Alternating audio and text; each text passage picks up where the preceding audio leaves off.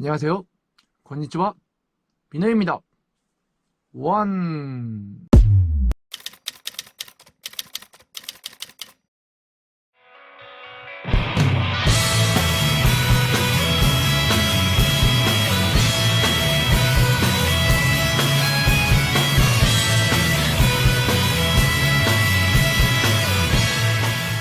그럼 오늘은 신발 리뷰를 해볼까 합니다.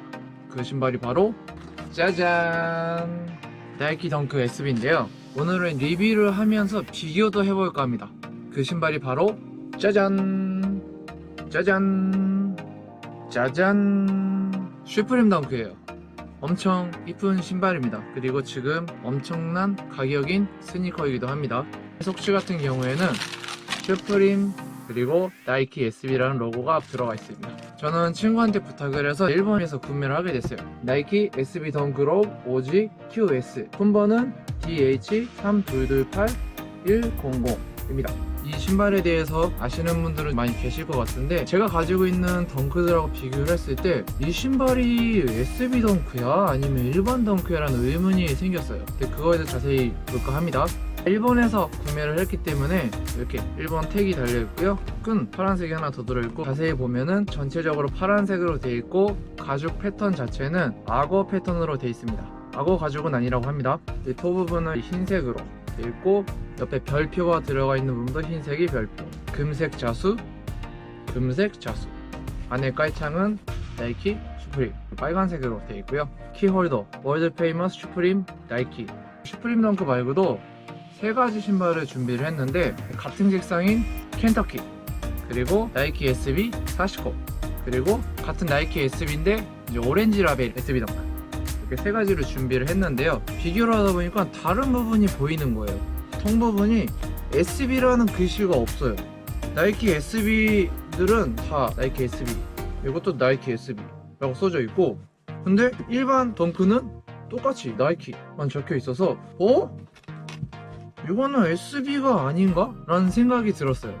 그런데 빠방한 텅으로 돼 있어서 아닌데 이거 SB인데? 근데 SB라고 적혀져 있지가 않아. 하나 더 있는 게 아웃솔인데 일반 덩크랑 같아요. 아웃솔 똑같아. 근데 SB 오렌지 라벨 SB 덩크, 오렌지 라벨이랑 SB 덩크 색깔이 두 개로 나눠져 있고, 자세히 보면 안에 파여진 뭔가 껴 맞춘 느낌의 아웃솔로 되어 있거든요.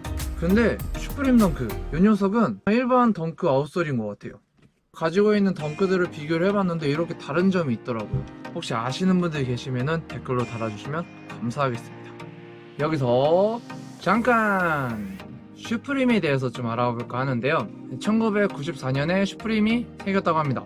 그걸 만든 분이 제임스 제비아라는 분이 슈프림을 만들었고요. 영국계 미국인이라고 합니다. 1992년에 뉴욕에 수시 매장을 오픈하게 되는데, 수시 매장 오픈할 때 직원으로 일했는지 아니면 그냥 도와준 사람인지는 정확히는 모르겠는데, 그때 이 제임스라는 사람이 스트릿 패션에 대한 영감을 얻었다고 해요. 그리고 2년 후에 슈프림을 만들게 되는 거죠. 같이 일했던 에디 크루즈라는 사람은 언디핏을 만들게 되고요. 슈프림 전통적인 부분이라고 해야 되나? 옛날부터 이어져 오는 게 있대요. 초창기에는 직원들을 동네에서 노는 무서운 형님들 같은 잘 노는 사람들을 직원으로 채용을 했다고 해요. 그래서 매장에 가면은 인사도 없고 불친절하다고 해야 되나? 근데 불친절한 게 아니라 그냥 볼 거면 보고 살 거면 사고 그런 느낌이지 않았을까요? 그게 일본 슈프림에 가면은 그대로 느껴집니다. 약간 그런 좀 재밌는 컨셉을 잡고 장사를 시작하지 않았나 라는 생각도 들고요. 슈프림 매장은 전 세계에 12개 있고요. 아쉽게도 한국에는 없습니다. 미국에는 뉴욕이 본점, 브루클린, LA, 샌프란시스코에 이렇게 4군데 있고, 유럽에는 런던, 프랑스 이렇게 2군데 있고요. 전 세계에서 제일 많은 곳이 일본입니다. 일본에는 도쿄에만 3군데, 시부야, 하라주쿠, 다이카야마, 그리고 나고야, 오사카, 후쿠오카 총 6군데 다 해서 총 12개 있고요. 한국에도 들어왔으면 하는 바람이 엄청나게 큽니다. 우리나라에서는 못 사는 건 아니에요. 현대백화점에 있는 피어라는 편집샵을 가게 되면은 슈프림, 키스, 팔라스 직접 보고 구매할 수 있는 곳이 있어서 필요하신 분들은 피어에 가보시면 좋을 것 같습니다. 슈프림이 유명하게 된 사건이 하나 있었어요. 처음에는 그렇게까지 유명하진 않았는데 그때 당시 케빈 클라인 속옷이 엄청 유행을 했었대요. 그 광고판이 엄청 많았었는데 케빈 클라인 속옷 광고판에 슈프림 스티커를 막 붙이고 다녔대요. 결국에는 고소도 당하고 그 사건을 계기로 유명해진 거죠. 그리고 1996년에 세계적인 반스랑 콜라보를 하게 되고 이제 그때부터 완전히 자리를 잡았죠. 2000년에는 루이비통 로고를 모아가지고 스케이트보드도 만들었대요. 허락 없이. 루이비통한테 또 고소당하고 어떻게 보면은 앞뒤 안 보고 그냥 돌진했던 브랜드인 것 같아요. 이 친구들은 파이팅이 있구나. 그래서 사람들이 더 좋아하지 않았나 하는 생각도 합니다. 재미있는 거는 2000년에 루이비통한테 고소를 당하지만 2017년에 루이비통하고 콜라보를 한다는 거. 스트릿 브랜드랑 하이 브랜드랑 콜라보를 한다는 것 자체도 엄청난 일이었고 근데 그때 당시 뉴욕 본점에서는 판매를 안 했다고 합니다. 워낙 이슈가 되고 사람들이 몰리다 보니까 판매를 본점에서는 안 했다고 합니다. 그리고 지금은 이제 VF 코퍼레이션이라는 반스라던가 노스페이스, 팀버랜드 이런 브랜드가 있는 회사에 인수가 됐어요. 인수 금액이 또 엄청나죠.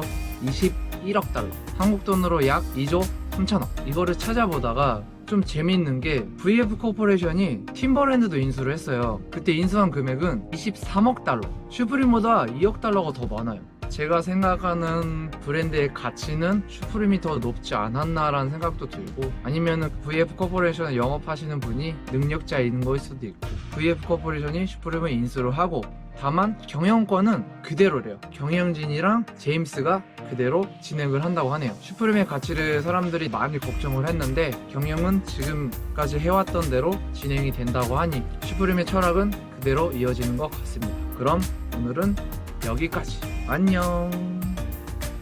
마타네. 원. 슈프림 덩크는 덩크 SB입니다. 왜냐면 SB 상자에 들어가 있으니까요.